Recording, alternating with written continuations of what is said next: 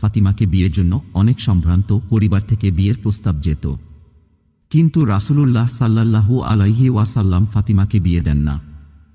তার কথানুযায়ী সবচেয়ে শক্ত ঈমানের অধিকারী, সবচেয়ে বড় জ্ঞানী, সবচেয়ে ভালো মনের অধিকারী আলীর সাথে আলী তখন এতটাই দরিদ্র ছিলেন যে বিয়েতে মোহর দেবার মতো তার কাছে কোনো সম্পদ ছিল না।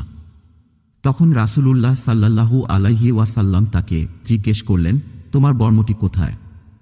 আলী বললেন, সেটি তো আমার কাছে আছে।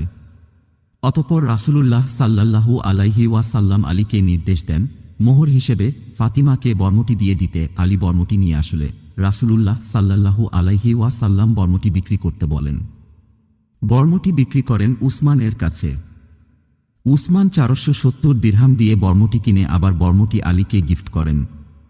পৃথিবীর শ্রেষ্ঠতম মানুষের কন্যার বিয়ে এরকম সাদামাটা হয়। বাবার পরিবার মোটামুটি স্বাচ্ছন্দ্যে থাকলেও স্বামীর পরিবারে